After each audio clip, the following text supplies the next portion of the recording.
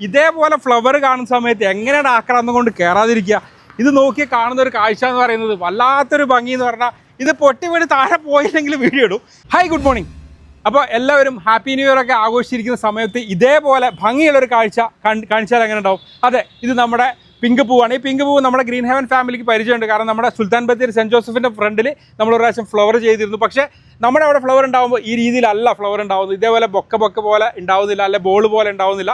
ഷേപ്പിന് വ്യത്യാസം. ഫ്ലവറിൻ്റെ കളറും കാര്യങ്ങളൊക്കെ സെയിം ആണ്. ഇതപ്പോൾ എവിടെയാണെന്ന് വെച്ചാൽ ഇത് കർണാടക ഗുണ്ടിൽപേട്ടയാണ്. ഗുണ്ടിൽപേട്ട ഒരു EBൻ്റെ മുമ്പിലാണ്, അതായത് KCBൻ്റെ മുമ്പിലാണ്.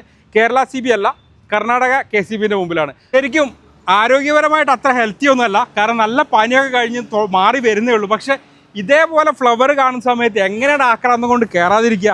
ഇത് നോക്കി കാണുന്ന ഒരു കാഴ്ച എന്ന് പറയുന്നത് വല്ലാത്തൊരു ഭംഗി എന്ന് പറഞ്ഞാൽ ഇത് പൊട്ടി വീണ് താഴെ പോയില്ലെങ്കിൽ വീഡിയോ ഇടും. പക്ഷെ നല്ല മനോഹരമായൊരു കാഴ്ച.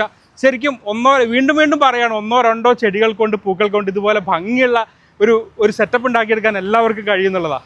എന്തായാലും ഒരു KCBയിൽ ഇത്രയും ഭംഗിയായിട്ട് ചെയ്യുമ്പോൾ നമ്മുടെയൊക്കെ വീട്ടിലും പരിസരത്ത് എത്ര മനോഹരമായിട്ട് ചെയ്യാൻ കഴിയും.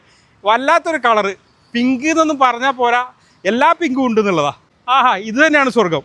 ഇതിൻ്റെ പേരെന്താണെന്ന് ചോദിച്ചാൽ പിങ്ക് ട്രംപറ്റ് ട്രീ എന്നാണ് നമ്മൾ സെർച്ച് ചെയ്തപ്പോൾ കണ്ടത്. കഴിഞ്ഞ വീഡിയോയിൽ നമ്മൾ അത് തന്നെയാണ് പറഞ്ഞിട്ടുള്ളത്. ആ ഒരു പേരിൽ എന്തായാലും നഴ്സറി പോയി കഴിഞ്ഞാൽ നമുക്ക് തൈകൾ കിട്ടും എന്നുള്ളത് ഷുവറാണ്. ഇവിടെ ആകെ 2 പ്ലാന്റേ ഉള്ളൂ. പക്ഷേ ആ 2 പ്ലാന്റും ഇലയില്ലാതെ ഫ്ലവർ എന്ന് പറഞ്ഞാൽ ഇലയില്ലാതെ ഫ്ലവറാണ്. അപ്പോൾ നമ്മുടെ നാട്ടിലുള്ള കാലാവസ്ഥയും വേറൊരു നാട്ടിലുള്ള കാലാവസ്ഥയും തമ്മിൽ വരുമ്പോഴുള്ള വ്യത്യാസം കണ്ടോ?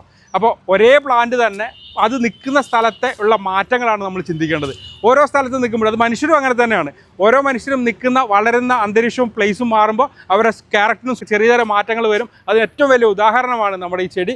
കാരണം നമ്മുടെ കേരളത്തിൽ ഇഷ്ടംപോലെ യഥേഷ്ടം ഉണ്ടാകുന്നുണ്ട്. പക്ഷേ അത് പകുതി ഇലയും പകുതി ഫ്ലവറായിട്ടാണ് ഉണ്ടാകുന്നത്. പക്ഷേ ഇതങ്ങനെയല്ല, ഇലയില്ലാതെ കേട്ടിട്ടില്ലേ? അതുപോലെ തന്നെ ഒരുപാടൊന്നും വേണ്ട. ഈ KCB ഉദ്യോഗസ്ഥർ വിചാരിച്ച് 2 പേര് വിചാരിച്ചു ഇവിടെ പ്ലാന്റ് കൊണ്ടുവച്ചു. ആ പ്ലാന്റ് ഇത്ര മനോഹരമായിട്ട്, അത് വലിയ ജൈൻറ്റ് മരമൊന്നുമല്ല, ഒരു മീഡിയം വലിപ്പത്തിലുള്ള മരമാണ്. ഇതേപോലെ നന്നായിട്ട് ഫ്ലവർ കാണാം. റോഡിലൂടെ പോകുന്നവർക്ക് മുഴുവൻ മനോഹരമായ ഒരു കാഴ്ചയാണ്. അപ്പോൾ നമുക്ക് നമ്മുടെ വീട്ടിലും നാട്ടിലൊക്കെ ചെയ്യാം. ഇനി ഫ്ലവർ ഇഷ്ടപ്പെടാത്ത ആൾക്കാർ ഇനി പച്ചപ്പാണ് കൂടുതൽ ഇഷ്ടപ്പെടുന്നെങ്കിൽ ഇത് തൊട്ട് പുറകോട്ട് നോക്കിക്കഴിഞ്ഞാൽ നമ്മുടെ ഉങ്ങുണ്ട്. ഉങ്ങതെ അതും നല്ല പച്ചപ്പോട് കൂടി തന്നെ നിൽക്കുന്നുണ്ടോ? എന്ത് മനോഹരമായിട്ടാണ് നോക്കിയേ. അപ്പോൾ പച്ചപ്പ് ഇഷ്ടപ്പെടുന്നവർക്ക് അത് വേണമെങ്കിൽ ഉണ്ട്, ഇതുപോലെ ഫ്ലവർ ഇഷ്ടപ്പെടുന്നവർക്ക് അത് വേണമെങ്കിലും ഉണ്ട്. അപ്പോൾ ആർക്കും എവിടെയും എങ്ങനെയും മനോഹരമാക്കുക എന്നുള്ളത് ഏറ്റവും വലിയ ഉദാഹരണമാണ്. അപ്പോൾ വീഡിയോ ഇഷ്ടപ്പെടുകയാണെങ്കിൽ തീർച്ചയായും കമൻറ്റിലൂടെ അറിയിക്കുക. അപ്പോൾ എല്ലാവർക്കും നല്ലൊരു ദിവസം ആശംസിക്കുന്നു.